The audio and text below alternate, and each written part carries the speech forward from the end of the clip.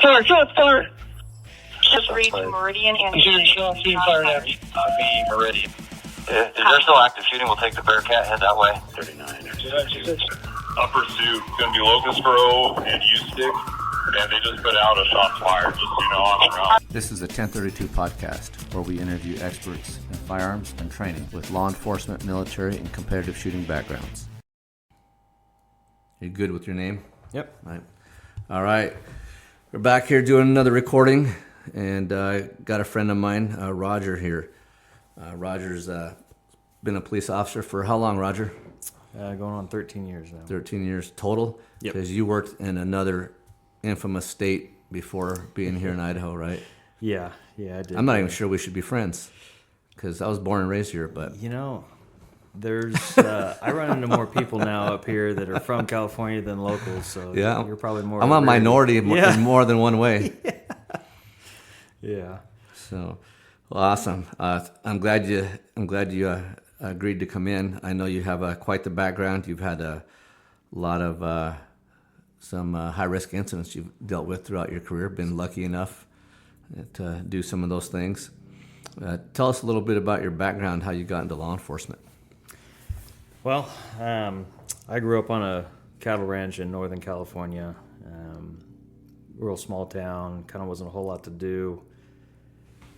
For our high school, we had senior projects we had to do, and I initially was going to do one on upholstery or something, rear upholstering my pickup, but ended up my American Legion baseball coach was a sheriff's deputy in the local jurisdiction I grew up in, and came by on duty one day to baseball practice and kind of showed us around his car, and I had a big interest in it, and so he invited me on a ride-along.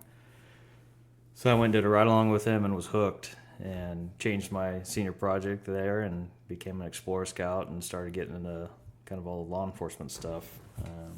Left there, played college baseball, and got some associate's degrees in criminal justice, and went on to four-year college and applied for a bunch of agencies and got my bachelor's, and ended up going to self-sponsoring myself through the California Fish and Game Academy to be a game warden. It was 23 weeks of standard post law enforcement classes, plus another 7 weeks of kind of fish and game specific stuff. So came out of that a post-certified officer, or post-certified, I guess, and then went on to throw applications at the wall, and it stuck in a small town called Stockton. So I started working for Stockton PD in August of 2012, and met my wife there. She was a dispatcher at the time, was hired about 6 months before. That's pretty unusual. The typical That's pretty unusual dispatcher. for a cop. Yeah, it seems like it's either dispatchers or Or a nurses nurse. or something, yeah. So, worked there for just over 6 years and a few months, and then moved up here in October 2018, and been working for a local law enforcement agency here in the Treasure Valley since then, and very, very much enjoying my time up here. Oh, good. And I know you're a big hunter, so being up here probably is a good thing for your off-duty time, right? Yeah, that was a big draw to the area. It's proximity to some really good hunting. So when I first learned about you, before we officially got acquainted, I think I'd seen you I'd heard of you on some hunting podcast, and I didn't realize that you lived here in Idaho and you were talking about bear hunting and things like that, and I was like, oh, this is pretty interesting. And somehow, a few clues here and there, I realized that you lived here and you worked in this area, and I reached out to you on social media, and that's how we got acquainted. Yeah, and then I've since been a student in a couple of your classes. I guess we did have you in a couple classes. That's right. That was a good time. You're a pretty good shooter. Looks like you were always at least in the couple classes I remember, you were one of the higher level shooters in the class. You must practice a little bit. Before I had kids, it was much to my wife's disliking that I would do a lot of dry fire practice and manipulations in the living room while she was trying to watch whatever TV show she gets tired of the click, click. click. Magazines falling and hitting the ground, working on reloads and stuff. So yeah, Yeah, I've heard that same complaint here Yeah. in my house. So my kids growing up, my kids are in their, one son's 30, my daughter's 27, and they sometimes when they're telling stories about growing up, that's what they seem to always remember. Yeah, my dad's always dry firing. All you hear is click. I'm like, stop it, Dad. We were trying to watch a movie. I still get that. When they all go to sleep working late shifts and stuff, I stay awake a lot and trying to dry fire with my precision rifles and stuff in the house. My wife will text me, stop, because she can just hear that firing pin fall and stuff. Yeah. But yeah, it's good. Yeah, well, when I met you, your first, my first time meeting you, and that, when you meet somebody, first thing you kind of, the way that person looks, what do you call it? You're just trying to read the cover of the book kind of Size thing, them up a little bit. I was just like, this guy doesn't look like he's from California. This guy looks like a redneck, man. Even kind of mannerisms and everything. I was like, this guy grew up on a ranch somewhere. Yeah, and that's the thing is that a lot of people are like, oh, you grew up in California, you must have been on the beach or, in one of those big cities. But, that area that I grew up in was, an hour and a half from the nearest Walmart. We didn't have stop signs and everything in the far northeast corner of California. So very rural area, very, very much a farming and ranching community. Yeah, I think first appearance, most people wouldn't think that you're from California. Probably most a good people, thing up here. Most people think you're probably from small town Idaho somewhere. It's that mustache. Yeah, right. So have you always been into hunting? Yeah, I grew up doing it. I mean, kind of the thing growing up on a ranch. I mean, we moved from Central California for my dad's work. My grandparents were all, my whole family's from like the Placer County area, just east of Sacramento. And then at, I think in 91, my grandparents, my dad's parents bought a 200-acre cattle ranch up in the MacArthur, Fall River Mills area of Northern California. And we followed shortly thereafter. I believe we moved up there in 92. And so from, second grade on, I was living up there, and so everything we could shoot, ducks and squirrels and everything. So I started out real young doing all that stuff and, got into deer hunting as soon as I could legally. What an awesome way to grow up, huh? It was so nice. At the time, you don't appreciate it as much, I think, but now looking back, I'm so glad that I grew up in that type of environment. You just didn't have a whole lot of things, extracurricular activities that could get you in trouble, up in a small town like that. Because everybody knew you, if I was going 60 miles an hour in a 55-mile-an-hour zone, somebody called my parents and let them know before I got home, They always knew your truck and stuff, So like I say, when I started hearing some of your podcasts, you were talking a lot about bear hunting, and it seems from, the things I'd seen you in podcasts or social media, you're really big into bear hunting.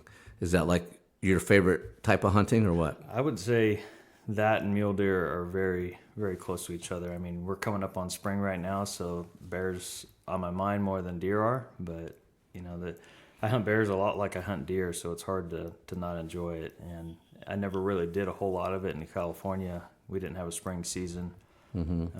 I wasn't into the hounds, and so you kind of bear hunted in California just based on opportunity. You always had a bear tag in your pocket during deer season, and if you saw one, you shot it. And was fortunate to shoot one with my bow in California. It was a little bear, but didn't really get into it until I moved up here. It was kind of one of those things that, based on when I moved up here, I got my residency right as spring bear season was starting. So that was the first thing on my ticket when I moved up here, was to go out and try the spring bear hunt. So do you have like a favorite place that you like to hunt, or are you always trying to find new spots and explore? Yeah, I've actually killed most of my bears in a very similar area, not too far as a crow flies from each other. It's kind of a nice spot because I am very against ticks. I do not like ticks, and so this area is very low on ticks, but it's high in rattlesnakes. Actually, I've killed quite a few of them while I'm out there with my handgun while I'm bear hunting. So you get some of that in there, but if you go early enough, you don't see the snakes. Mm-hmm. Well, I know I have a favorite spot that I kind of told you about, and you went up to try to shoot a bear in an area that we're having some problems with bears, and you were not successful, but you shot something else while you were up there, right? Yeah, I wish I would have got a bear that from the trail camera photos you sent and some of the guys up there. It seems like you guys got some giant bears up there, but it's thick country. Not similar to where I usually like to hunt. I hunt in some areas where you can glass for a long time and glass into these canyons and kind of pick apart. So a lot things. further, bigger canyons and so forth. Yeah, kind of just like I hunt mule deer, you know. Yeah. I like to glass them up and then either shoot them from where I see them or try to make a play to get into where I can get a shot off at them. But so the thick, dense cover stuff is not something I normally hunt in for bears. Yeah, there's a lot of thick areas, especially down along that creek. Yes, yeah, very So, thick. but you ended up shooting a little whitetail, didn't you? Yeah, I shot him off a tripod. It's steeper than you think in that country. And when I got down to him and looked up where I was at, I was like, holy cow, it's pretty steep. So it ended up 400 yards off a tripod downhill, 28-degree down angle, which was pretty steep for what I usually shoot at. Yeah. And what caliber were you hunting with then? That was a 300 WSM suppressed, 22-inch barrel, 1 in 8 twist. It's kind of a big gun, isn't it? Yeah, it's For a whitetail? Yeah, it blew a pretty good hole in him on the backside, shooting 215 burgers, which are big bullets for a little whitetail, but it shoots so well out of that gun, And so it's hard not to. when you talk about, you mentioned the way you'd like to hunt. Tell us about the method that you like to use when you're hunting.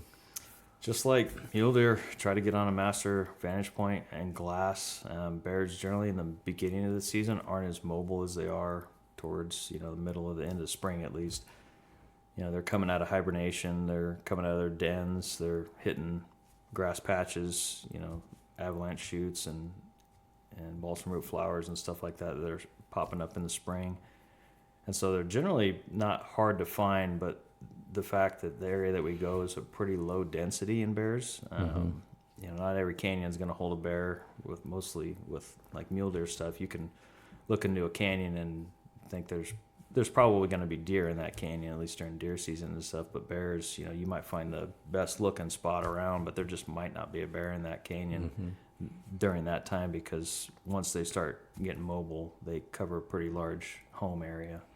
So you're basically doing a lot of just like spot and stock, kind of glassing the canyon for a couple hours at a time or something? Yeah, I try to sit in the same spot, and if I could see a lot from that area, I'll give it a couple days in that one spot, and if we don't see any bears, we try to move. Really, you'll give it actually a couple of days in one location, huh? Yeah, just because of the time of the year and they're not being that mobile. There are little offshoots and stuff that can hold them, so we try to give it a little bit and maybe try to get around that same canyon but get a different vantage point in there. And yeah, I thought I spotted an area for a long time which was like 3 and 4 hours and then move on to a new one, but yeah, I try not to be married to an area just because of that density thing with those bears. They just might not be in there. And case in point, a few years ago we were in this one area that we've shot bears in before. Saw one big sow, but she had cubs, so we let her pass and just couldn't find any other bears, so we backed out and went to a different area. But we had some buddies that went back into that same area 2 weeks later and into a draw like 500 yards south of where we were at, and got into 10 bears in one draw. 10, wow, that's a a lot. They were a little bit closer towards the rut, and so there was some rut activity. There were some sows in that canyon that were drawn in. Was it like sow boar and some cubs or something? Or So they got some video of it. I don't think the sow had cubs, but you could definitely tell in some of the videos that there were sows in there, and the boars chasing around these sows. So that's kind of what you get towards the middle to late May, early June. You get a lot of that rut activity, which those boars are covering a lot of country, and it's a little bit easier to probably sit on a glassing point and catch a boar as he's cruising through an area, but they're cruising. They're not sitting and eating, or they're not, spending a lot of time in one area. So spotting them and getting on them is kind of a challenge sometimes. So do you have a good bear story for us?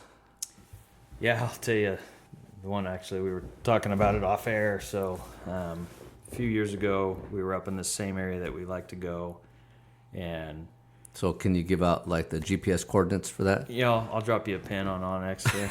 when we get off the air. But it's actually a pretty well-known area. It's off of a trailhead. You got to walk back in. We were in a little over 6 miles from the truck. I didn't know I was gonna have to walk to it.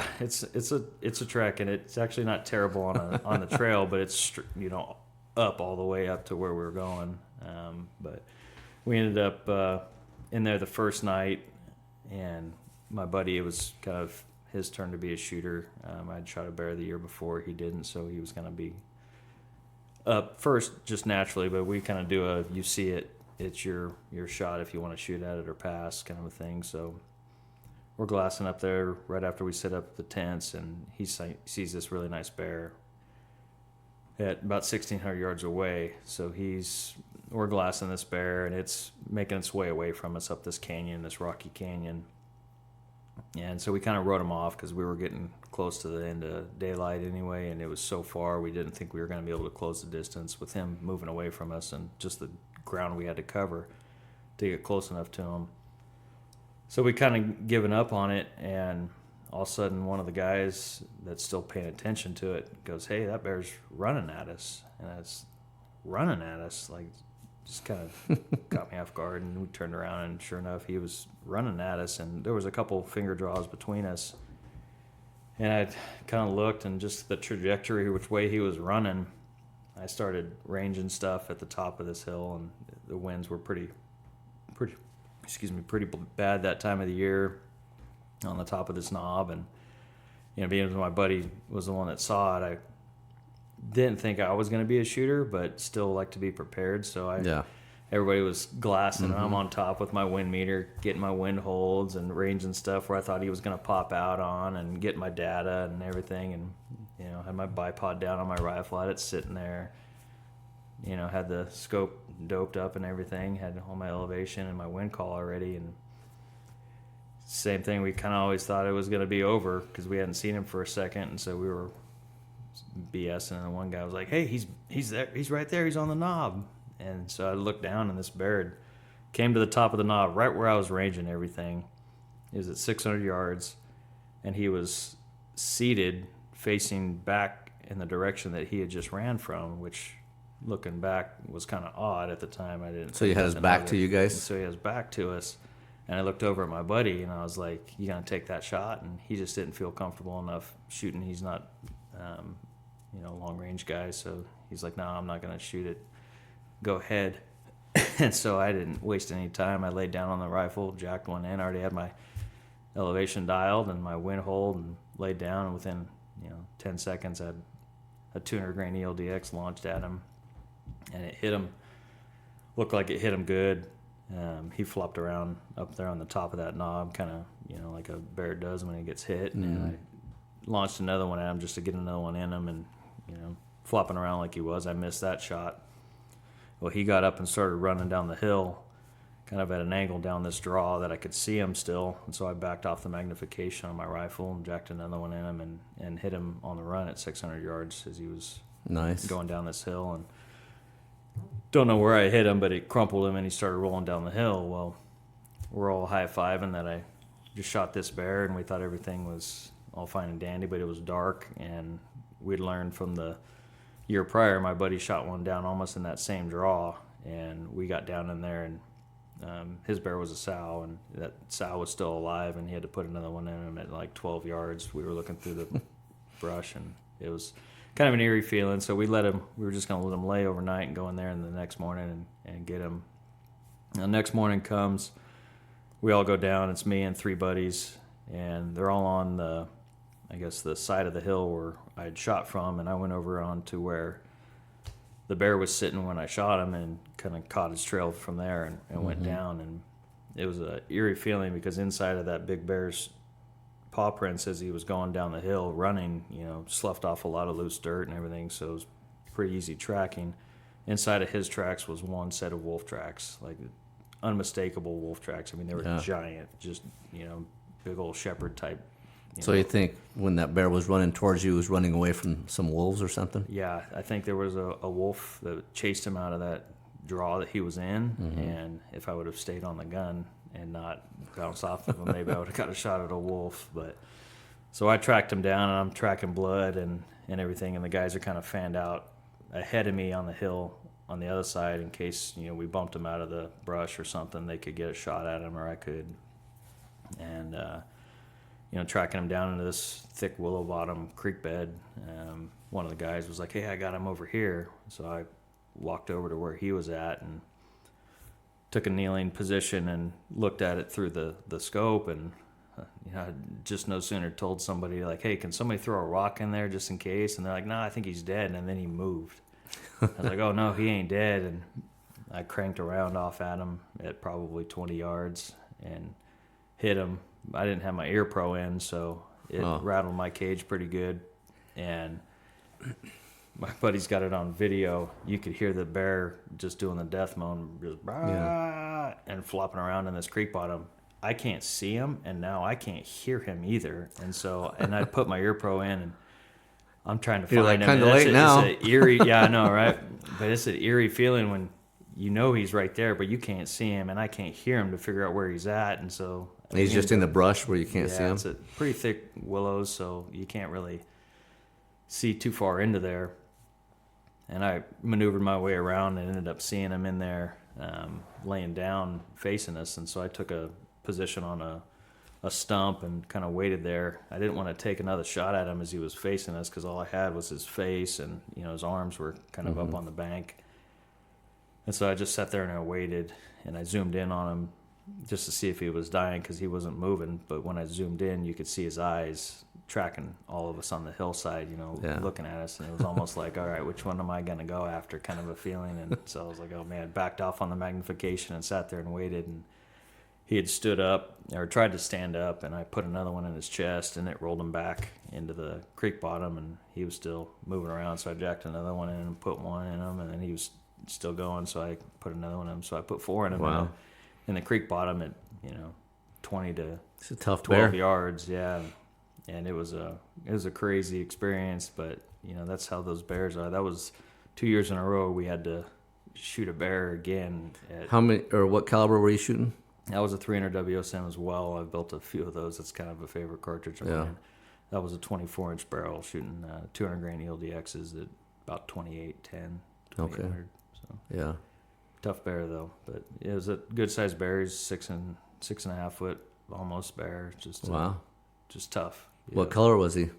He was a really dark brown. I thought it was going to be black when we initially saw him. Yeah. It was, I still have yet to shoot a black bear. They've all been, cinnamon, kind of a blonde. And that's what brown. It's funny is, you hear the term black bear, but black bears are not always black. Yeah. Right? In this area that we go, we just see a lot of color phase bears. Shot a few of them in that area, and Some of them are Beautiful. brown. They're cinnamon color. Yeah. I got one on one of my trail cams that looked like he was cinnamon color with a black face. oh wow, that's cool. Yeah. I love the different color phases because they're not all the same. My buddy shot one in there. Is black bear, that's like the species, I guess, or I don't know how. Ursus americanus is the official name for What is it? Ursus americanus. I don't know what language you're talking, but I think it's Italian. it's not Spanish. No. Yeah. But So is that the species of a black bear? Whatever you just said, Americanus. the species and genus, I think, Yeah. is what they. Okay, but yeah, a lot of times you think of grizzly bears being brown, or brown bears being brown, but black bears, they can be brown too. Yeah, and speaking of that, we're pretty lucky where we go. We don't have to worry about is that a grizz or is that a Yeah, around here, unless you're in like eastern Idaho. Yeah, there's some spots that guys really have to pay attention to that, because just because it's brown doesn't mean it's a grizz, and just and there's some, it's inevitable. A couple times a year. This last year, one guy shot one up in Unit 6 here in Idaho. Shot a grizz, thought it was a black bear. Yeah. So they've been pushing. Fishing games have been pushing for better identification, especially with the bear population of grizzlies increasing, and they kind of encroach into different areas now. That one that you're talking about up in North Idaho, wasn't that one? Is that the story where the guy had pictures of him on a trail cam? He sent the pictures to Fishing Game, said, "Hey, is this a black bear or is this a grizzly?" Yep. And he got some bad information. Yeah, and that's probably what saved his bacon. Black bears are still, or not black bears, excuse me, grizzlies are still on the endangered species list, which is federally protected. So a lot of times guys get in trouble if they do that. But because this guy, he had sent trail cameras and were like, hey, is this, and they gave him bad intel, and he was like, all right, fine. Went out and shot it, and I was like, oh. And what kind of physical characteristics are different on a grizzly, right? Besides, there's a hump on him, right? And then they got a little bit different face. Yeah, black bears can kind of more of a short, fat, squatty face, and grizzlies are more square. Yeah, I would look for more of that hump on their back. Juveniles or younger bears. I mean, obviously size comes into a big thing too, but this guy's bear was, I think he was a probably a 2-3 year old bear, so pretty even size ways with a real mature black bear. And some of the ones, I mean, especially the ones you got on trail camera, probably no smaller than that grizzly bear was, but so that's something that's nice to not have to worry about. You see a bear walking around the areas that we go, and you're guaranteed that it's a black bear. Yeah, I'm glad. Places where we hang out, places where you were hunting up there. My favorite spot that we don't have to worry about the grizzlies that I know of. I specifically stay away from the grizzly bear areas. Well, yeah, like in eastern Idaho, it seems like every year there's at least one guy that gets mauled every year. Yeah, Wyoming's bad with it. Montana gets them too. Bow hunters going through the brush and stuff like that. And that seems like it's pretty common. Well, and even if you're justified, I mean, they still investigate it like you're a felon, a federal felon, you know, and just, I don't want to have to deal with it. I feel pretty confident in my handgun skills that if I had to, defend myself against a bear, I could, but I don't want the headache of it, There's plenty of good areas that aren't grizzly areas that I hunt anyway that I just North Idaho and eastern Idaho. But I heard that they're going to try to reintroduce them into Washington, right? So if they do that, we might be getting some bears moving into our areas over here. Yeah, we were actually, Wyoming was just they've been trying to take the ESA on and try to get bears or grizzly bears delisted, which, they've, just like wolves were, not too long ago here in Idaho and Wyoming and Montana, they've way exceeded their goal for reintroduction and population growth and everything, and so they should have been delisted, but it's been going through the federal courts to try to get them delisted, and they've actually recently, as of I think a couple days ago, had ESA come out and say, okay, well, yeah, they've met their goals, but now we're basically, instead of saying that it's all one population of bears to meet their goal, they're chunking them into subsets based on their geographic area. And so these bears that as a whole have met that, they're saying that, these pockets haven't met it yet, so they're staying listed, which is... That's crazy because even if that pocket has them one year, they may not the next year because they move, right? It's totally ridiculous how they're going about this, and just playing checkers or chess, not checkers, with it. So you hunt often. It sounds like that's one of your favorite things to do in life, right? Yeah. Besides probably hanging out with the kids and family, right? Yeah. Got to throw that in there. Yeah. So you don't get in trouble. Exactly. I don't know if my wife will listen to this or not. She might. No, but I know you do a little bit of, you kind of dabble in some long-range competition, right? I know you do some of the local varmint matches, and you do a little bit of NRL stuff, right? Yeah. Tell us a little bit about the varmint matches. That you've done fairly well at a few of those, right? Yeah.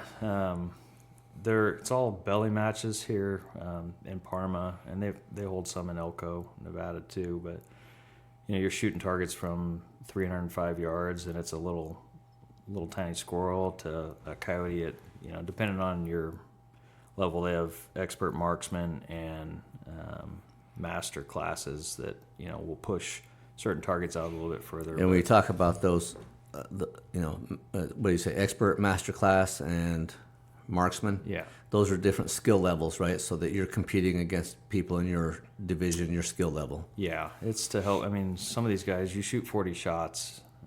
So you have 4 different strings of fire, 4 different rounds, five shots, kind of a cooling period, a couple minutes, and then you shoot another 5 shots before you step off the line and have the next guy go up. And so, some of these guys are not missing. The competition I won, or that competition I won a couple of years ago, I missed 4 shots out of 40. But these guys are doing it all the time, doing that. So if you shoot, say 30 out of 40, then you move up one class. If you shoot 32 out of 40, you move up to the next class. And okay. So they got a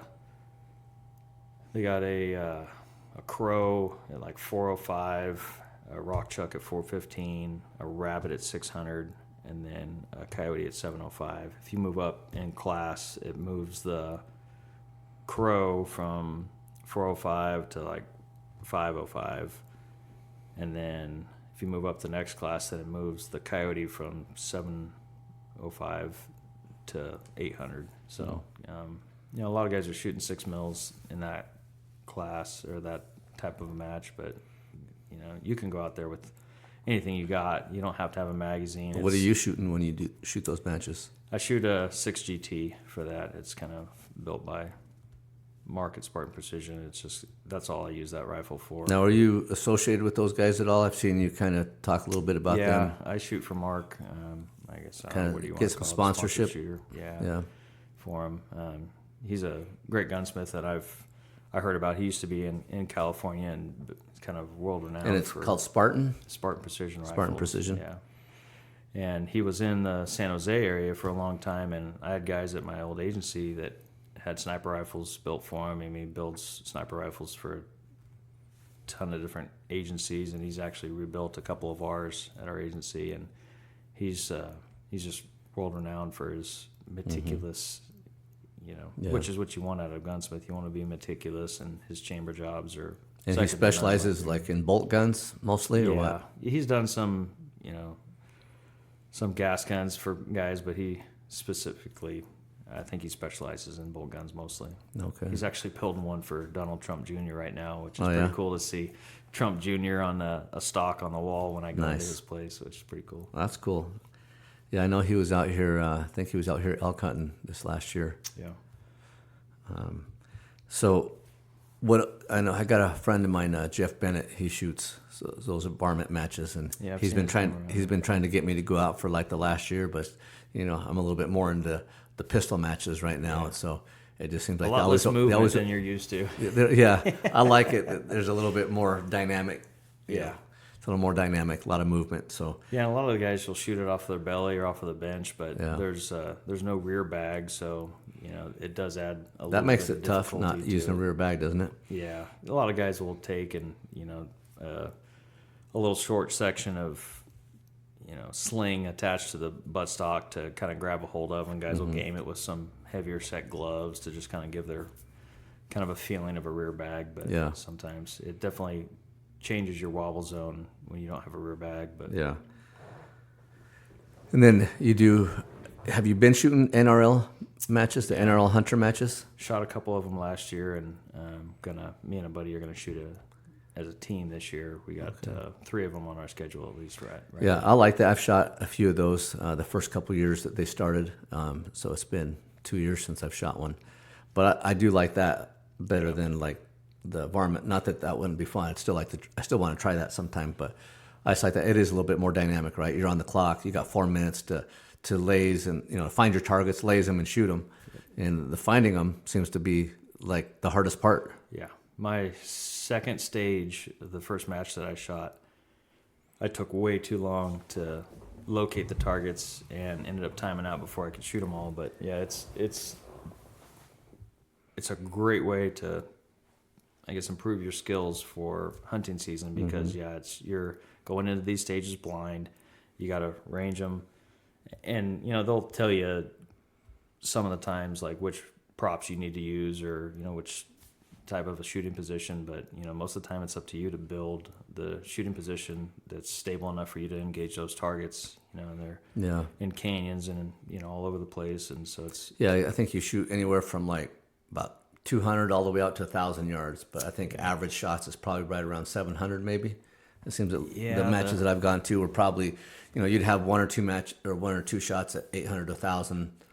But it seemed like average was about 700. Yeah, I think a lot of it's just kind of the venue dependent. Some of them, Yeah. the one in Mountain Home is a little bit easier to get some of those longer range ones. The first one I shot up in Julietta, northern Idaho, was kind of in some canyon stuff. So I think the longest engagement there was about 860 yards. Okay. But they do a pretty good job of setting up the target size for those distances and stuff. But a lot of them were, and if they want to increase the difficulty, they will change the position or change the size of the target. Even if it's 300 yards, if you're shooting at a little squirrel, it doesn't leave a whole lot of room for error. So, Yeah. For those of you who don't know what that match is like, these NRL Hunter matches, they're blind stages, and you don't get to watch anybody else shoot. So that way you're not, you don't know where the targets you're are not at. gaming it. Yeah. But basically, usually the range officer will come get you.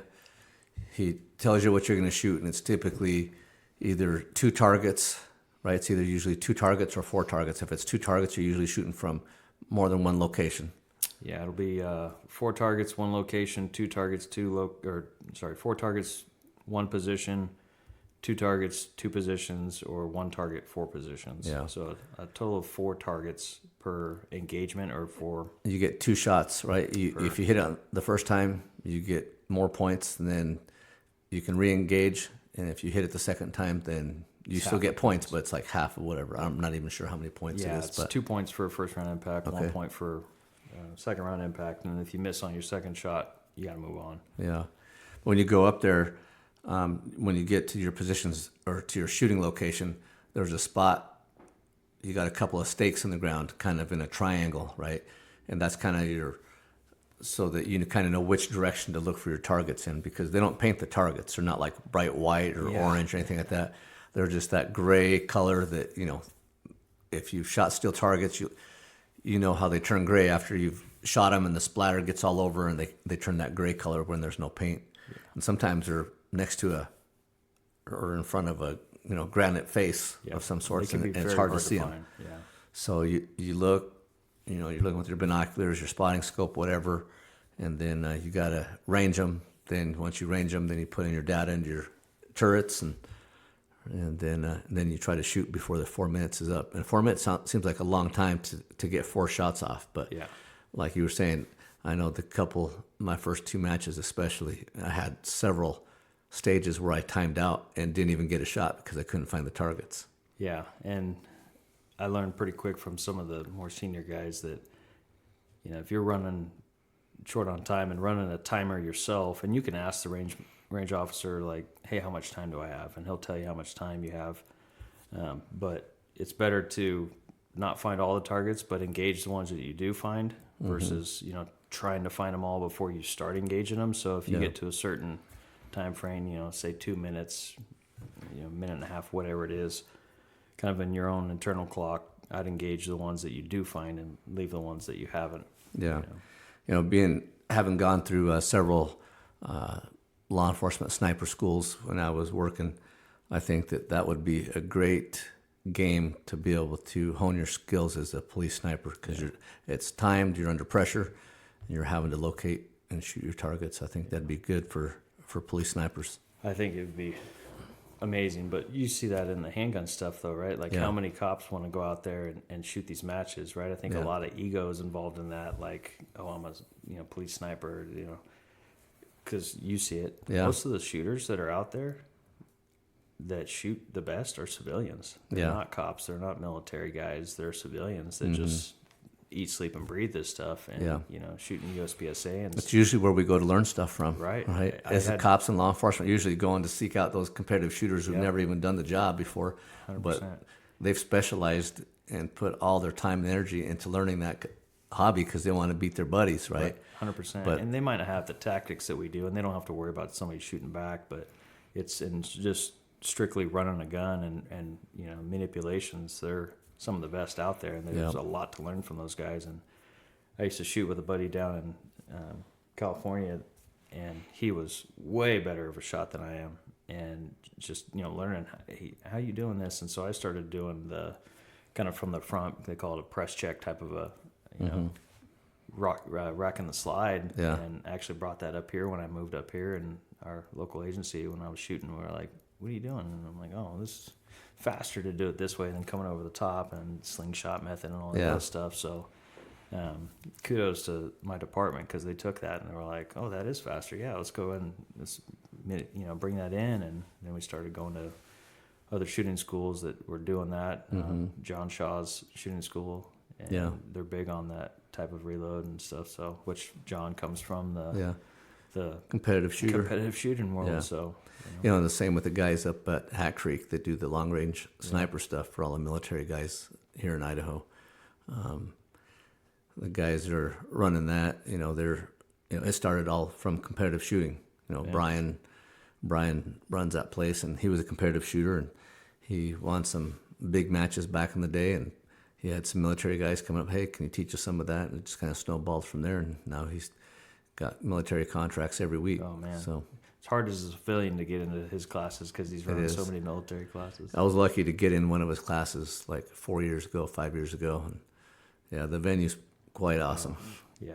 Just incredible. watching the videos and stuff he posts on Yeah. on their training stuff, it's ridiculous. Some of the steep angles and whatnot. Yeah, very high angles. Yeah. So let's get back to some of the stuff you did in law enforcement. I know you've had some critical incidents you were involved in. And before we started recording here, we talked about a couple different ones, and you talked about a bank robbery that you were, not that you did the bank robbery, but you responded to a bank robbery, right? Yeah. And it sounded like it was a pretty crazy one. And when you were talking about it, I was like, oh, I actually remember reading about that. Like on Police One, it was kind of, seems like, there's a lot of officer-involved shootings, but every now and then there's one or two that kind of stick out, and they seem to make all the press. And I think that was one of them. Yeah, besides the... Before you get into that, though, let's talk briefly about training, law enforcement training. How was like your firearms training in California versus when you came here to Idaho? Was there a difference? Was it more? Was it less? Was it better? Was it worse? Or just different? Yeah, it's different. I will say I think California does a good job of, most agencies do a good job of overtraining their guys. So we did a lot of firearms down there. We were lucky enough to have a range master who was a full-time range master, armorer guy that was big into the shooting sports, and so he brought a lot of that to us, which was nice. But at the time, we didn't have like a rifle program. We didn't really have. We had the old I forget the name of the military program, but you got basically loaner rifles from the military. The DMRO program. Yes, yeah. Mm-hmm. And so we had old M16A2s, and they were all in a rack that, at the beginning of your shift, you grabbed a radio and you grabbed a rifle. You didn't know if it was zeroed. You'd probably never shot that one rifle before because they had a bunch of rifles at the range that you qualified on. So it wasn't, you were just hoping that this rifle was on. And, I had my favorites that I would pick out, but it was always didn't sit well with me that it's like, hey, I don't even know if, the guy got it before me messed around with the windage turret and, messed everything up. I don't know. And I don't know how often those rifles were zeroed at the range. Like, it was kind of a big unknown. But we shot SIG 226s and 40 cal down there. And we were issued guns that didn't even have a light rail on them when I started. Like, that's, they were old German SIGs that just... SIG didn't have a light rail on them for those ones that one at the time. So we ended up having to buy our own if we wanted one with a light. When was that? How long ago was that? I was, I think I bought mine in 2014. So it was, I worked for a couple of years with, the shooting was in 2014, but I think I bought mine in 2013. I was one of the first ones to buy one with a light because I just... two hands on a gun with a light's a lot easier to hit what you're aiming at than, one light holding a flashlight and the other one trying to one-hand a gun. So, and I worked a graveyard shift, so light was a premium for me. So, yeah, I remember working here, in the early 2000s where I went to a call, me and another guy, Carl Olson, went to a call where there was guns involved, and we ended up like going, this really sucks not having lights, and I ended up taping the flashlight to my rifle. Yeah. And that was another thing about those DMRO rifles is they didn't have lights, they didn't have optics on them, and so there was actually a local company down there. It's called Kermlock. I don't even know if the guy Brian Freeman is still in business with that, but the old, vent ports that were on the top of those old rifles. Basically, he had a system that you could put a pick rail on that, and it had kind of these two studs that went down into those holes, and you cammed over this deal, and it pulled up some O-rings, and it kind of sealed up, and it stayed on there. Well, you'd have to pop that on and off every night, and I had a rifle light on that rifle at least, but the agency said that was modifying the rifle, so I couldn't use it. I'm like, man, you don't want your guys to have lights on their guns? Like, It's amazing how many administrators back in the day were against lights, or they were so skeptical of us having lights on guns, rifles, or even handguns, right? Yeah. Well, you go back to the North Hollywood shooting, too. It's like, I'm sure there was somebody down there that had told LAPD that, hey, we need patrol rifles, but they were, your handgun and shotgun with some buckshot will do. So sometimes it takes a big incident for agencies to wake up and kind of get with the times, or maybe try to get ahead of the times. Did you guys shoot often when you were in your agency in California? It was nice because we had a full-time range, and that armor range master was stationed there all the time, so they'd give us a box of ammo a day if we wanted to go down there and shoot. But they weren't as big on kind of dynamic shooting. They were big on bullseye stuff, so we shot at 25 yards on a bullseye, which was kind of standard for a lot of law enforcement agencies for many years. So you sat there at the 25-yard line and slow fired one shot at a bullseye and tried to get a perfect score, and that was, so we had the ability to go, and they had other targets at the range if we wanted to go and do that, but they were big on the stationary bullseye type of shooting at the time, and not so much the dynamic stuff. But it was kind of all culminating into this big shooting in I think it was July 2014 is when it happened. I was part of our K9 unit at the time, but as a agitator, they called them a K9 support team. So we were there catching the dogs during the trainings, and there was 12 of us assigned to the 12 patrol dogs that we had, and so we would help them do the training, and then if they had to deploy their dog on the street, we went with them because we knew their tactics. We've been around the dogs, we knew everything.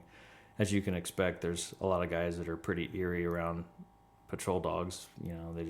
Dogs can get scary, and so they wanted somebody that was knowledgeable around the dogs and knew the dogs and be able to do the job. So I was part of that team. So we had just finished up with K9 training on a Wednesday. It was our overlap training day. As we were getting ready to clear out of there, one of the guys had his patrol car radio on and was listening, and you heard the call for service come out about a bank robbery at the Bank of the West Bank in northern Stockton. That bank had been robbed before. It's kind of in a weird spot, and 3 guys went in with guns and robbed the bank, and we weren't sure at the time, but now we know it was the same guys that had robbed it before. Well, they went in with guns, robbed it, and we just happened to have a substation nearby that guys were real close, and so they had met the guys as they were coming out, and I think a couple of them had those patrol rifles, the DMRO rifles, and those guys ended up going back into the bank, getting 3 hostages, basically, 1 apiece, and came out and took one of the hostages' cars and led us on a pursuit from there. So they take hostages because police had arrived or something, and they didn't have time to escape? Yeah, they were on their way out. We showed up, confronted them as they were coming out. They ran back in, grabbed the hostages, came back out, loaded up into a Ford Explorer that belonged to one of the hostages, and started us on a pursuit. And that's about when I started hearing the radio traffic, is when they started the pursuit. They, shortly after starting the pursuit, they had shot one of the hostages and rolled her out of the car, and, kind of during this whole thing had been shooting at our officers that were in pursuit out of the back of this Explorer. There was a guy in the back, kind of cargo compartment area, shooting at us with a AK pistol. So as we're hearing this go on and they're being shot at, sergeant's like, hey, everybody load up and go see if you could help out. So I was in my POV, jammed back to the police department. Well, on my way there, my wife was dispatching, and so I called her and was like, hey, I'm headed to this. I love you. Like, I don't know what's going to happen, kind of a thing. She said, I love you back? Yeah. Okay. Well, she wasn't my wife at the time, but yeah, she did say she loves me back. So, and so I dressed down and lose a little bit of the communication coming out, but we didn't like have assigned cars or anything. And so I'd gotten dressed, came out. I had a rifle, but I didn't have any ammo with it because my war bag or whatever was in my car and not in my locker. So I grabbed one of those DMR rifles and was standing out in the, hey, who's got a car? And my buddy Daniel Velarde was like, hey, I got a car, let's go. And so we hopped in. I started driving. And at that time, Stockton, there's 2 freeways that run on the east and west sides, I-5 on the west and 99 on the east. And the pursuit had gone on 99 all the way up into a couple towns north of that area, and they had actually lost the vehicle. And I knew how many roads connected going east and west out of there, and there was nobody on the west side, so we started jamming up on the west side, up I-5, in case that vehicle tried to come across on the I-5. And about that time, they had relocated the car and began coming back south towards Stockton. And so we got to the north side of town and cut over on one of those roads that connects them both. We ended up meeting the pursuit, the suspect's vehicle in the middle of an intersection, and took a bunch of fire at that intersection and hopped into the pursuit. You say you took a bunch of fire, a bad guy was shooting at you? Yeah. We'd known he had been shooting at our officers during the pursuit. And so we just happened to meet him at that intersection. He was coming down. At that time, we knew that they had at least one hostage, but there was so much radio traffic and lieutenants hopping on, and everybody weren't. Lieutenants exactly were hopping sure. on, taking up airspace.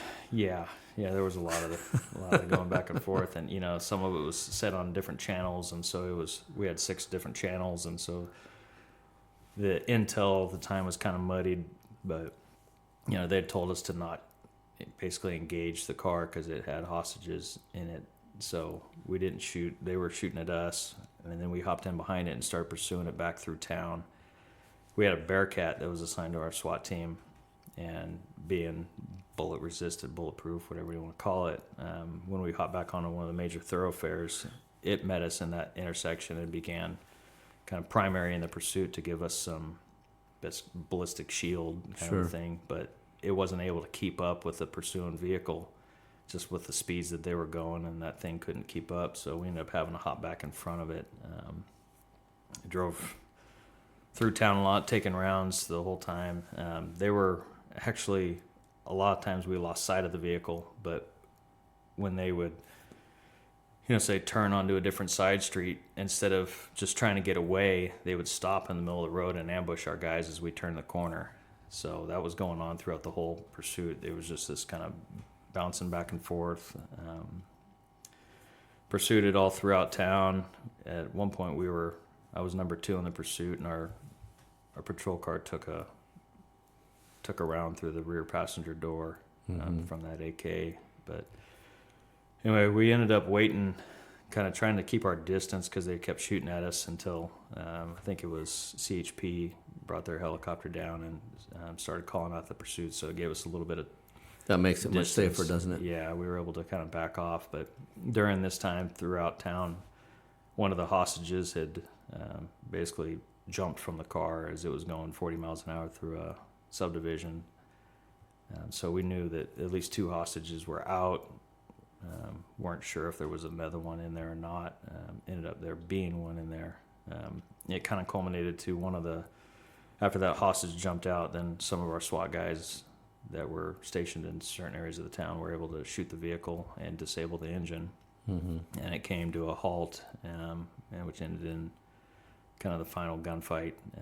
Guy was still out the back of the cruiser or the Explorer shooting us with the AK, and we all fanned out, and we ended up shooting as a agency 600 rounds at this car. That's a lot of rounds. There's some video of it.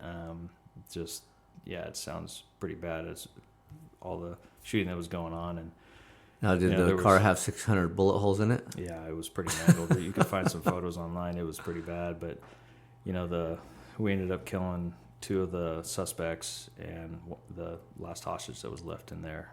The suspect that lived, Jamie Ramos, or Jaime Ramos, however you want to pronounce it, used that hostage as a human shield there at the end, and he lived, didn't get shot at all, but he's been since convicted of all that stuff. But that's where I think some of the training that we had lapsed. There was a guy that I was shooting next to that shot all of his rifle ammo and all of his handgun ammo, and I had to physically grab the dude and tell him to stop, because he would just condition black, and wouldn't stop. So I had to grab him, cease fire, because he just wouldn't stop. Yeah. And at the end of it, he was like, "Oh man, I'm out. I need ammo." And I ended up handing him a magazine because he was out of ammo. But yeah, there was a lot to learn from that. And Stockton has since got a helicopter themselves as an agency, which was a big recommendation from the chiefs of police agency that reviewed that shooting. Yeah. So you think a lot of those rounds were fired just because of a lack of some training for certain officers? Yeah, and there was, even, I guess... I'm assuming you had, a big variety, from low level or very little experience to very high level. You had your SWAT guys there, right? Yeah. So I'm assuming some of that stuff was just not enough discipline, maybe not. Yeah, there was a lot of sympathetic fire going on, kind of, what were you shooting at? Well, a car. Why did you shoot? Well, he was shooting, kind of stuff, which never a good answer. Which is not a good answer. That's not the right way to go. But, so they changed a lot in the years that followed that shooting. We ended up getting a rifle team equipped with 10.5-inch Colts that I was a part of, and we trained quarterly with those rifles, and they had lights and optics on them, and so there was some good on that end of things that came about it, but it still was a black eye for the agency, I think. But, I'm sure crazy. Most people, when they see that 600 rounds, that's that's crazy. And I will attribute a lot of my ability to stay focused in that whole pursuit and everything, because it was I want to say it was 45 minutes we were pursuing that car, so it was a pretty long pursuit with a ton of rounds. I don't remember how many rounds the suspect fired at us, but it was every time they'd turn a corner or any time we got close, they'd shoot at us. Yeah. But the retired Lieutenant Colonel Dave Grossman has a book all on combat, and I read that book, one of the only books I've ever read. I read it when I was typical in the cop. academy. I know, right?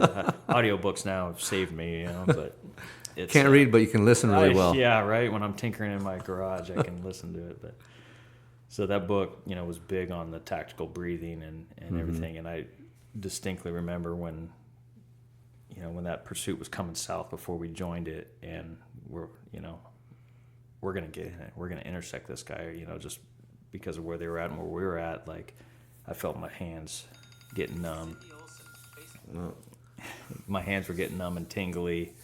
The tunnel vision was starting. My lips were going tingly. I was getting cotton mouth real bad. My heart rate was elevated, and I remembered reading that book, The Tactical Breathing. So I was able to work through those breaths and bring down my heart rate and open back up my vision and everything, and get feeling back in my hands and whatnot right before we joined the pursuit. So that was a big part of. So you remember feeling a little bit of stress? Oh yeah. I mean, it sounds like stressful, especially when you got that many rounds going.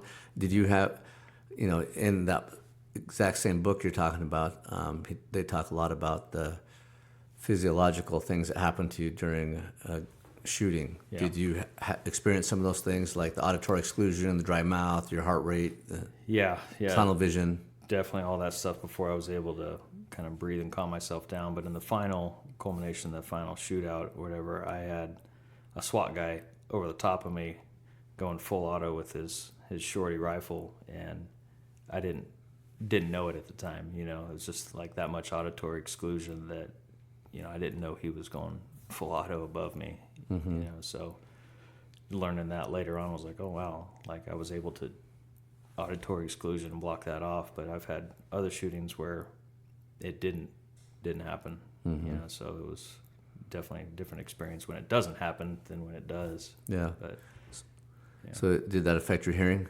Yeah, I actually got supposed to be wearing hearing aids Yeah. right now, and I got them as a result of a shooting after that I was able to go through workman's comp and do all that, because that was the shooting that I didn't have auditory exclusion, and it rattled my cage. Well, if you need a good place for that, I think I can help you know out. somebody. I know someone. I actually gonna need to hit her up here soon. So yeah, Awesome. there was when I went in and got him, you know, I was doing the audio testing and everything, and Liddy comes out and she's like, well, you got some pretty significant hearing loss. I recommend you get hearing aids, you know. And I was like, oh man, you know, kind of down and everything. She was like, it's all right. You're what, 40? I was like, no, I'm 29. And she's like, oh yeah, that is bad. I'm like, yeah, But thanks. you look 40. Thanks, Doc. Yeah, thanks. Yeah, got the city miles on me. Yeah. But yeah, so. Yeah. Well, it sounds like you've had a pretty exciting career, at least some incidents that were pretty exciting. Yeah, Stockton was rough. Did a lot, saw a lot in a short amount of time. Yeah. You know, that's kind of what they used to say was you get 5 years of experience in 1 year working in a town like that. Yeah, I'll bet that's the thing. You guys that come from the West Coast get a lot of experience. You know, but day to day around here, I always tell people it's kind of shaking hands, kissing babies day to day. But boy, we still have our share of officer-involved shootings around here. I think more than, I don't know. I'm not sure what the stats are, but it sure seems like it's more than, we have more shootings than the average, you know, place that has a metro area as big as ours, which is really, I mean, we're big. We're like 800,000 in the whole metro area, you know, within these two counties, but that's not big city compared to, you know, some of the, you know, you're looking at like Vegas and, you know, some of these places on the West Coast.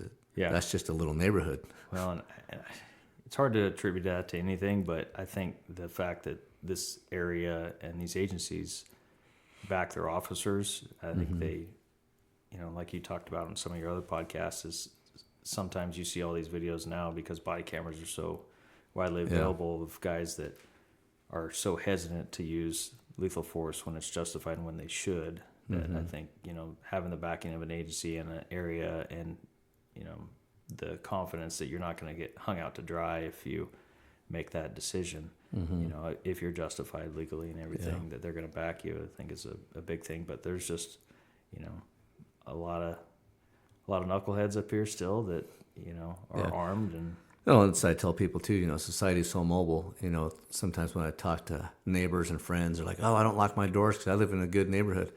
I'm like, "It's not your neighbors you're worried about." I go, "Society's so mobile, you can commit a double homicide in Vegas and be in Boise the same day." yeah. I go, "So you just never know. It's not your neighbors. It's, you know, people driving through." And speaking of being mobile, like I actually ran into a lady. I was just off FTO here, handling a DUI crash, and one of the witnesses, you know, I'd write down her information, and she gives me a 209 area code, which is the Stockton, San Joaquin area code. And I was like, "Oh, you from San Joaquin County?" And she's like, "Yeah, I'm from Stockton." I was like, "Oh, yeah, you know, I am too. What brought you up here?" Kind of a thing, you know, small talk. Running from the law. Well, she tells me, she was like, I don't know if you heard, but there was that big bank robbery shootout that they had down there, and my brother was one of the ones involved. And I was like, "Oh, you don't say," you know. And she's telling me that she adopted his kids after we killed them, and that she moved up here to get him away from that environment and everything. And she was like, my brother wasn't, or, you know, my family's not a gang family and everything. My brother got wrapped up in the wrong crowd, and, you know, and so after that shooting, they caught a lot of flack as a family and everything. And so she moved him up here to get a better life for him. And just like to have that connection up here years later after that, you know, was crazy to have that experience afterwards. You know, I didn't tell her I was involved in it or nothing, but it was, pretty, I can imagine why you wouldn't want to say.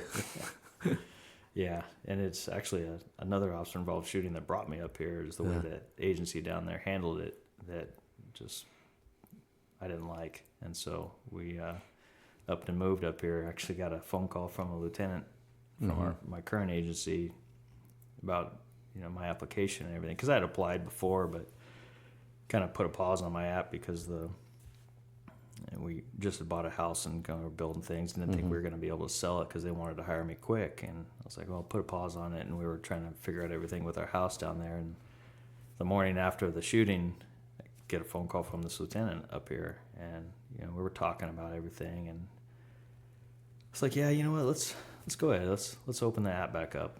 Let's keep it going. And I was like, oh, yeah, LT, by the way, I was a officer involved shooting last night. And he was like, oh, you gonna get indicted? I was like, nah, just clean shoot. And he was like, we don't care, come on up. And I was like, all right. And I got a phone call from an agency, from a lieutenant up here, and I never got a phone call from anybody on my own agency to see how I was doing, a check-in and nothing. So is this agency up here, are they glad they called you? Well, I think for a while they weren't. I've had some rough times, and a big part of it was my ego, getting into the way of things, and I had some rough patches along my career, but I think that happens to a lot of guys in law enforcement, right? I think it does, and I was able to. We had actually started doing as an agency the Echelon Front extreme ownership training from Jocko and all those guys, Leif, and so that was a huge part of me turning around my career and just. That just comes with, right. I mean, good training, good leadership, but just our maturity, right? And I'm sure you're also at the stage now where you look at guys that's graduating from the academy and then 5 years on where they think that they know quite a bit more than they really do. Yeah. You sit there and watch them from afar, right? The guys that go through all these different stages that you've already gone through.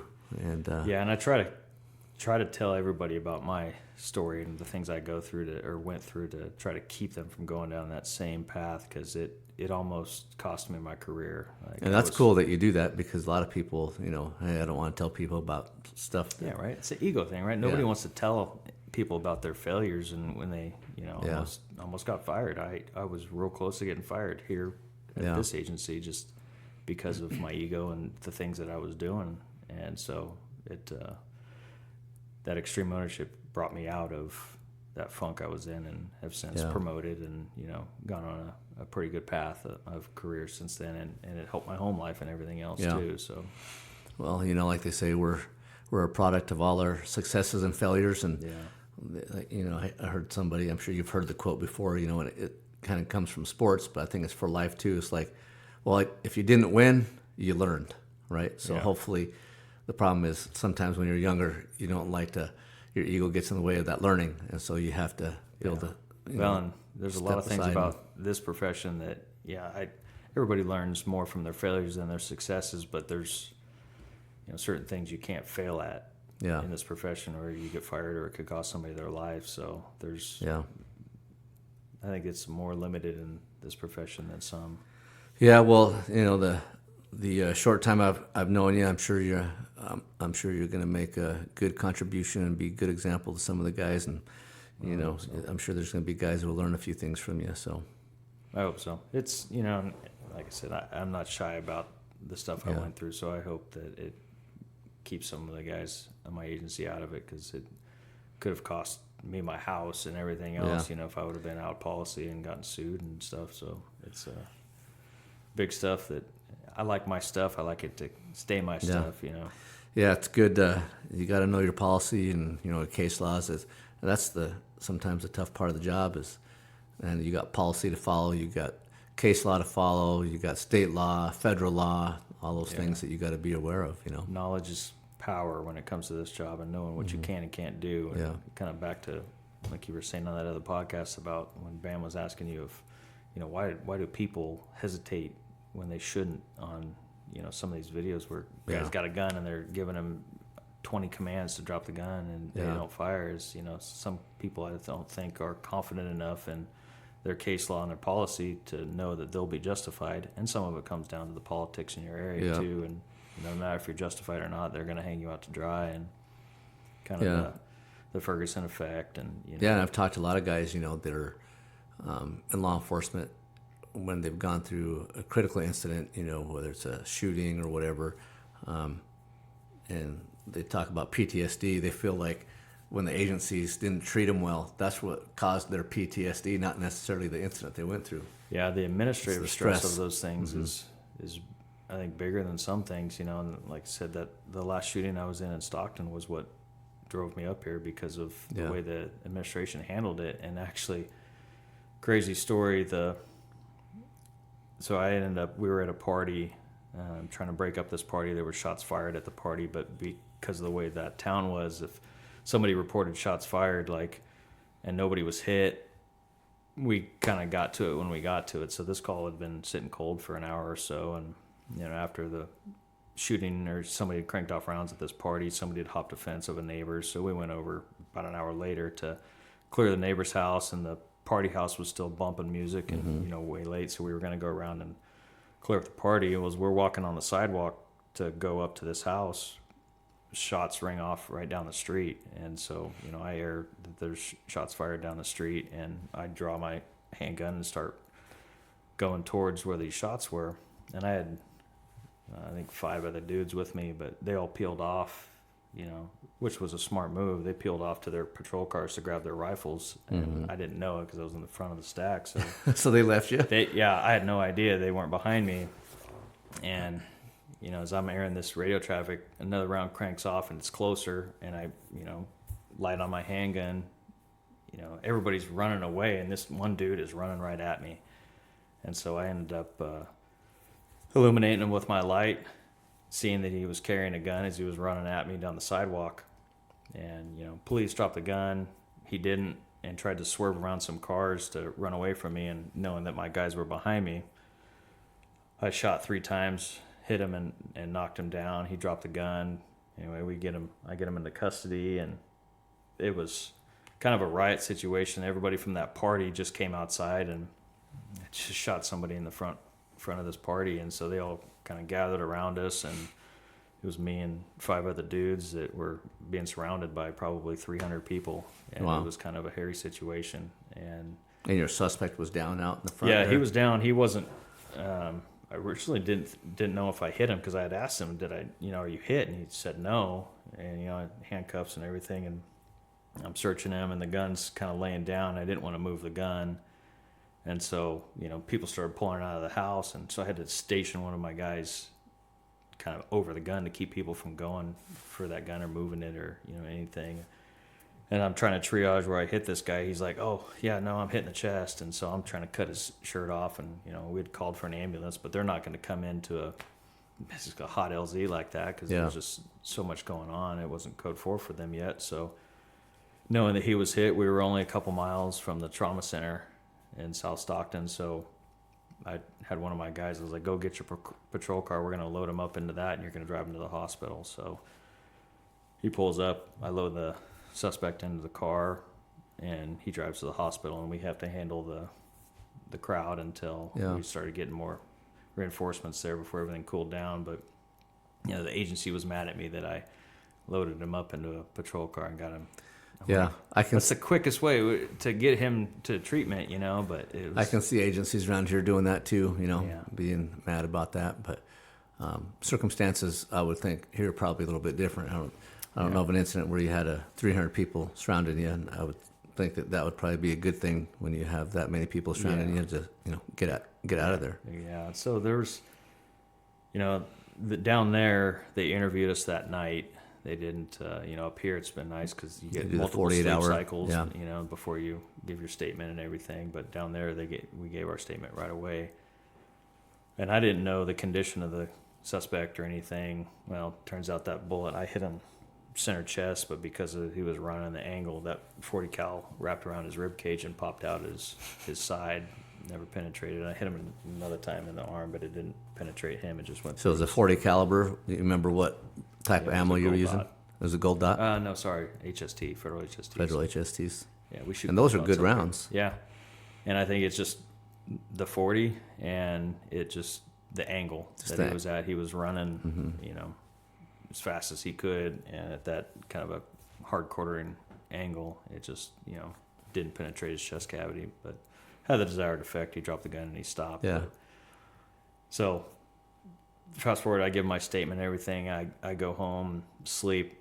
Nobody's told me anything about the suspect or, anything. I wake up the next morning, so this happened at like midnight. So, by the time I get home and get to sleep, it's early hours of the morning of the next day. And so I sleep for a while and wake up and I have 30 text messages and a bunch of missed phone calls. And one of the voicemails was from my POA president and was like, hey, don't watch the news. Like the association president? Yeah. It was like, don't watch the news. Call me right away when you wake up.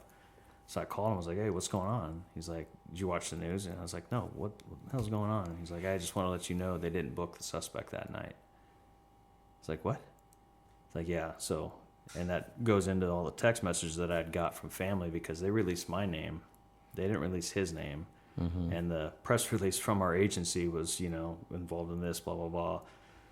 The 21-year-old suspect was treated at a local hospital and released that night. And so the fact that he wasn't booked in jail, all my families and friends thought, they were like, hey, you're going to get indicted like it was a bad shoot. Why wasn't he booked and everything? And so I had to, handle all that. But, they're trying to say that he was self-defense. And he told me at the time, too, when I had shot him is, I just took the gun from somebody down there and I was, running away from these guys that were shooting at me. And I always thought it was, BS. Yeah.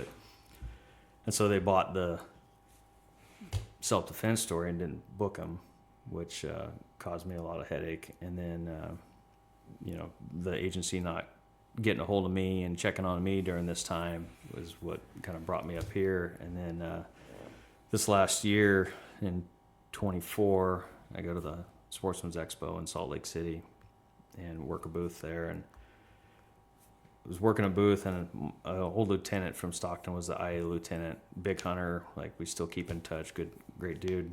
He seeks me out on these things all the time, and so I see him almost yearly at that thing. And so he knew where I was at, and he comes by with an older gentleman that I didn't recognize at the time, and he was like, hey, you remember this guy? And I was like, no, sorry, sir, I don't, And he's like, oh, I'm retired Sergeant so-and-so. He's like, I was the lead investigator for your last shooting down there. Yeah. I was like, oh, no kidding. He's like, yeah, I want to tell you a piece of information that I don't think they've ever told you, and I don't think you know. And I was like, all right. He's like, that night that you shot that kid, we had video from a Ring camera nearby that showed him shooting at a car as it was driving by.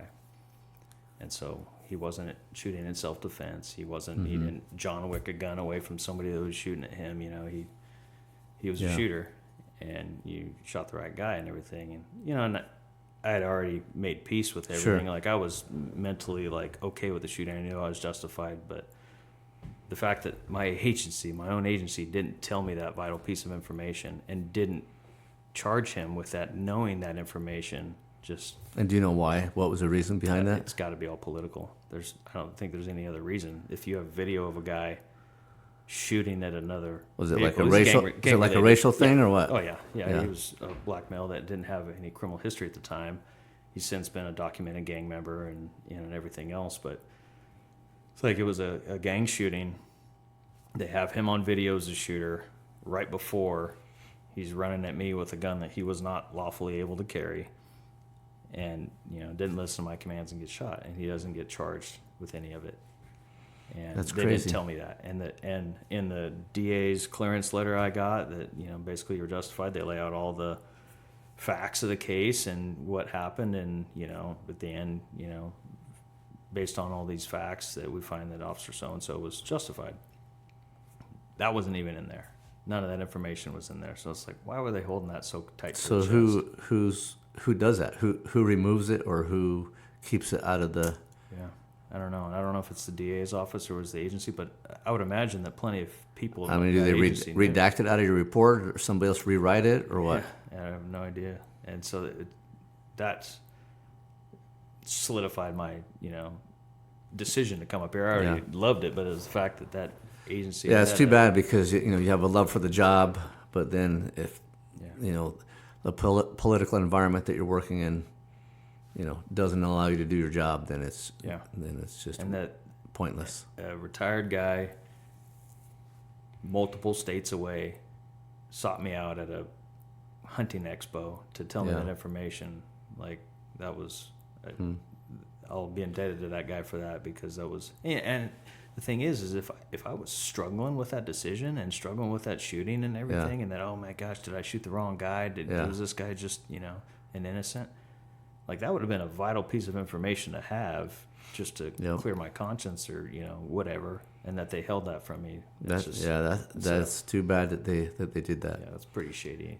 Yeah, I hope our state here doesn't ever get to that point where they do that kind of stuff. Everything that I've seen here is our officers get treated real well after an OIS or a critical incident. The way the investigation is done, the way the interviews are done, it seems like they're treated pretty fairly from everything that I've seen so far. I agree. It's been a night and day difference being here versus down there, and the way those things are handled, I think. Yeah. Several years ago, I was involved in one, and I got, taken to the hotel like they usually do. They interviewed me a couple days later, and, I don't know, I thought overall the way I was treated was pretty good. And I haven't talked to anybody, like I said, we have several OISs around here, and all the guys I talked to, I've never heard any major complaints, little ones here and there, but. Yeah, they've been real good, and it's unnerving. I mean, we always read people their Miranda rights, but, in Stockton, everyone that I was in, before they interview you, they sit you down and they read you, Grady, basically, that you have to give a statement, or sorry, they read you your Miranda rights first as a suspect, which is unnerving, and then you tell them, hey, no, I'm not going to give a statement, I'm going to remain silent, and then they read you Grady, which is basically the administrative, you have to give us a statement kind of a thing, but because you've invoked your Miranda rights, they can't use that against you in court. But it's like, man, they treat you like a suspect. Yeah, I remember having to, hear them read my Miranda rights and looking at the piece of paper that has it printed on there, signing your name, all that kind of stuff. It's a little unnerving when you're the one that's usually the one issuing those rights or those warnings. And then, a little bit, yeah. Well, it sounds like you've had quite the career, man. Between that, sounds like you've had a good life. That family, sounds like you got a good family. Yeah. You get to go hunting, and we live in this great country where we can do that. And even better than that, the great state that we live in. Agreed. We just gotta keep to keep it the way it is and slow the growth down a little bit. I wish there was a way to do that, but I don't think it's gonna slow down anytime soon. It's tough. I mean, I sound like a lot of the locals did when I first moved up here. Oh, you guys are coming up, and these fields used to be cornfields, and now they're buildings, and it's crazy seeing the growth, and that's the biggest problem with this area is the massive growth in the short amount of time, and the infrastructure is just not built for it. They're doing a great job with Interstate 84 widening it out and everything, but no, the problem is the fast rate at which it's growing. It's hard to keep up with everything. Yeah. The thing that worries me more than anything is, our hunting. Yeah. Used to go just about anywhere and you'd see a few people hunting, and now you go out and there's people everywhere. And what I'm afraid of is at some point, there's not gonna be as many general tags, over the counter tags. We're gonna be like some of these other states where most everything's a draw at some point. And if we keep getting these big populations of people moving here and people hunting. Yeah, and a lot of people blame it on the non-resident hunters, but they don't know that the non-resident tags have been the same. Well, they only allow 10% non-resident hunters. So there's, I want to say like 12,500 elk tags and like 14,000 deer tags, and it's always been, at least since I've been hunting up here. I came up here as a non-resident back in like 2017, I think 2016, and it. Well, when they changed it from selling, I don't know how many tags they were selling, but then they changed it to where each unit, if you're from out of state, you have to pick which unit you're going to hunt, and only 10% out-of-staters can hunt in each unit. Where before, if you had a over-the-counter tag, you could hunt in whatever unit you wanted to. You could hunt in 5 different units in 5 weeks, or in a week. Yeah, and I'm glad that they did it that way, just specifically because, some of these units would get hit harder than others, and so you'd get guys that, would just get a general tag, and some of these units would just be untouched by non-residents or very few, but then a flood of them would go into, some of these units around close by here. But Yeah, it just worries me. I just want to be able to keep passing it down to my kids. I love going out like this last year. I didn't shoot an elk, but I took my daughter out. She's 27, but she kind of grew up hunting with me, and but I still like doing that with my kids. We went out and we saw, I think it was a 5x5. She ended up shooting this year 550 yards with a 6.5 PRC. She crushed that thing. Yeah, and that's just awesome. We went out, she shot that, and I'm done hunting now. It's just it's great to be able to go out and we hunted for I think 4 days or something before she ended up shooting one. But just the time you spend together, when you're not seeing anything, you kind of start to have these conversations that just kind of bring you closer with his family, and then you end up shooting something, and the emotions that go with it, and the emotions you get to share with your kids, and man, it's awesome. I just hope I can continue to do that until I'm not here anymore. Some of my fondest memories are hunting with my dad, and then my son, he'll be 4 in another couple weeks, and actually got to take him out this year in September to quote bear hunt with dad.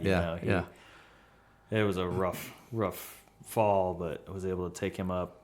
We rode around the 4-wheeler for half a day, and he has his own binos that we were glassing. And it was totally about him. So we'd walk out to this one point, and he'd pull his binos up and look around for 5 seconds to go, "No, Dad, there's no bears in here. Let's go somewhere else." And, "Okay, bud." We hopped on. We just drove around, and it was cool. Then he got to sleep in the tent with me on the floor, or on the ground at night. Just a 2-person teepee tent, and never complained. It got down to like 37 degrees in that draw we were in, and slept in there great, and had biscuits and gravy in the morning, and just had that whole kind of experience. That's tough, man. It's hard for me to do that nowadays, especially because I have to sleep with a CPAP, and man, if I don't have that, it's tough for me. I don't get much sleep. I only get a couple hours of sleep if I don't have that. So it's kind of hard to have one of those up on the mountain. So now I have to go up to my secret spot up there. Yeah, well, that's a pretty nice spot you got. So. And sleep in that nice tent I got up there with electricity. Yeah.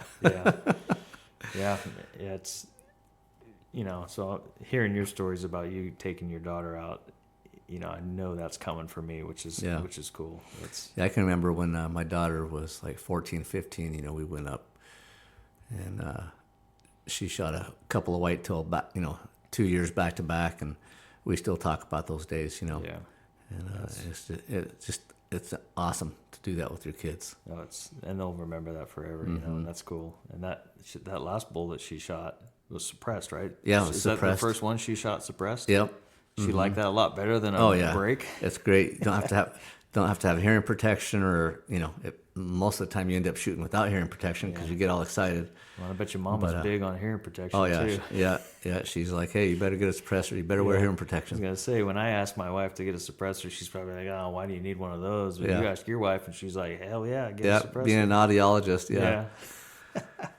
But years ago, I've had suppressors for quite a while now, several years, and then about 3 years ago, I was elk hunting with a suppressor for the first time, and I just never wanted to take them hunting before because it adds the length length and weight to the gun, and so I just never did. And then one year I was like, okay, I'm gonna hunt with it, see how this goes, and it was 660 yards on this cow elk, and my first shot was a miss. It was literally probably 6 inches over its back, but I could see because of the rifle I was shooting a 6.5 Creedmoor, and the low recoil, I was able to see the impact or the miss. Yeah. So I was able to do a follow-up shot and get a second round hit.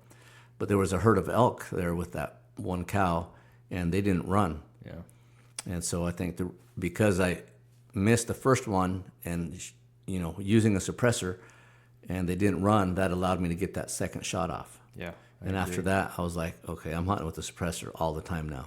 Yeah, that 300 WSM that I shot that buck with last year, I built specifically to be suppressed. Yeah. 22-inch barrel, suppressed. I only have one can right now, but more on the horizon. I'm building another rifle right now to hunt this next year that's specifically going to be suppressed, and it's kind of a wildcat off of a 7 PRC, but You and your wildcats, man. I just like to.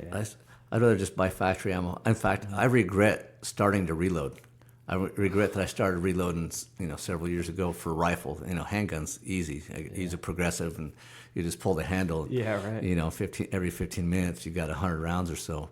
But with the rifle, man, all the brass prep. I tell people, don't start rifle reloading because it's no fun. It just takes up so much time. I'd rather be shooting or doing something else. Yeah. It takes hours and hours to just load, 100 rounds of rifle ammo. With the brass prep, you got to decap it, put a new primer in. Well, you got to clean the primer pockets, and then you got to trim the brass, and then you got to make sure that your brass is clean, and then you got to, you trim. You got to put the powder in. You got to put the bullet on, and it's just there's so many steps to it. Yeah, it takes up a lot of time, but that's kind of the thing about being on that late swing shift I am. Is it's kids and mama go to bed at 8, 9 o'clock, and I'm up for another 4 hours or so. So I got nothing to do. So I'm in pumping out rounds, and they're, the 300 WSM that I'm shooting now.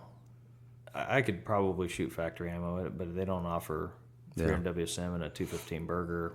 It's in a long action, so I can load them out, and it's nice. I toy with different bullets all the time, so it's kind of the nice thing about reloading. But this new cartridge I'm doing is a 6.5 7 PRC, so 7 PRC neck down to 6.5 to be able to get the performance of a 6.5 PRC out of a 26-inch barrel, but out of a 20-inch, so I can keep it suppressed and kind of more compact. But it's going to be, obviously can't go buy factory ammo for that, so it's going to be. And I actually hunt with factory ammo. I started reloading because I wanted to start shooting those NRL matches, and my buddies are like, "Oh, you got to reload. It's so much more accurate," and it is a little bit more accurate, but. What I noticed, the main thing is your SDs, right? Yep. I think I could shoot just as good at groups, or almost just as good at groups, reloading versus factory. Yeah. But the SDs, as far as getting that consistent muzzle velocity from shot to shot, right? So that, you shoot at 800 yards with one shot, and you're like, point aim, point impact. You shoot your next one, and if your velocity is not close, now you're going to shoot high or low or whatever because your velocity is different. So you need that standard deviation, that SD, to be as close as possible. Yeah, and I shoot pretty much everything across now a Garmin Zero. Yep, I got one of those. Those things are awesome because they're so simple. So it's small. Fast, isn't it? I had a lab radar before, which was a huge step above the Magneto speed I had before that, but it was finicky and it was big and bulky. And that little Garmin's tiny, but. So I used it today. Did you? Yeah. Yeah, they're sweet, man. I've been really enjoying it. But, out of 9 shots, 10 shots out of the WSM, I'm getting an ES south of 10. Nice. So it actually worries me sometimes that I think that it's not picking up the shot because it's the same velocity. It's consistency, like you said, for those longer range shots. And I've seen some of that factory ammo, in the 50, 60 extreme spreads, which – to a certain distance is fine, and most of the time it's you that's going to be the reason that you miss, not necessarily your ammo. Yeah, it's out to 500-600 yards. You're not going to notice as much. Yeah. Once you get out beyond that, that's when you really start to notice the difference. Yeah, agreed. And that the new cartridge, the new hotness right now is that 7 backcountry that Federal just released with the steel case, peak alloy case, but it's a steel case ammo. Yeah, it looks interesting. Seen some videos on that. I think it's going to be a factory rifle. Factory ammo type of an offering. There's the guys at Altera here locally were doing a video on it, and it wasn't impressive. The velocity's impressive, right? That's why they built it, was for the extra velocity over 7 PRC, but I don't like shooting factory ammo. And then for most guys, that extra 150 feet a second velocity gain that you get only matters at that very extreme range, which most guys that are shooting factory ammo and factory rifles aren't going to be shooting.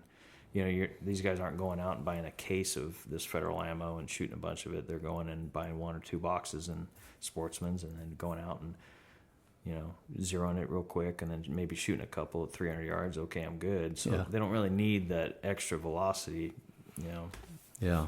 And so I'm not sold on that cartridge yet. They keep talking about, it's reloadable, but everything I see on it is it's not. The last several years, man, it's just so hard to keep up. There's always something new, just like it's so hard because it's like you see something new. It's just like even, I shoot Seekins precision rifles.